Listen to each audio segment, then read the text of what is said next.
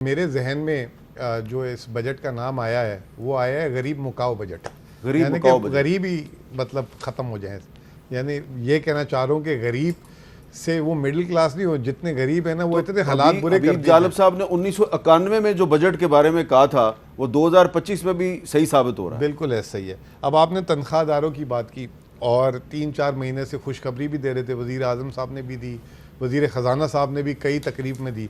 तो वो जो खुशखबरी है लोगों के लिए वो ये है कि जिनकी 12 लाख तक आमदनी है उनको महीने का 2,000 रुपये टैक्स की बचत होगी। यानी कि जो 1 लाख रुपए ये कमाता उन्होंने है, ग्राफ दिया जो बकायदा। टेबल हमने बनवा ली है जल्दी जल्दी में, जिनकी 18 लाख तक आमदनी है उनको जो है महीने का 4,000 रुपये बचेगा। ठीक है।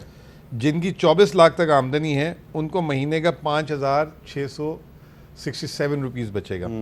इस तरह करते करते जो सबसे बड़ा रिलीफ, जो यानी 30 लाख रुपए महीना कमाता है, उसको जो सबसे बड़ा रिलीफ है वो 16,888 रुपये।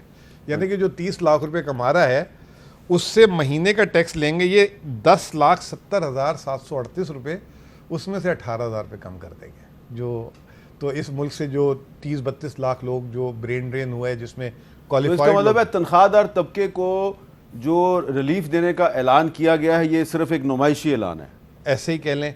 और कसम पूरी करनी थी, जैसे कहते हैं ना कसम खाई थी कि रिलीफ देंगे, तो अब वो छोटा हो बड़ा हो जैसा भी हो वो कसम पूरी कर ली गई। फिर उसके अलावा आपसे ये रिलीफ, चलो ये दे दिया, जो भी रिलीफ आपके सामने रख दिया। पेट्रोल पे जो है कार्बन टैक्स लगा दिए गए 2.5 रुपये लीटर इस साल, और अगले साल का भी पेशगी ऐलान कर दिए 5 रुपये लीटर।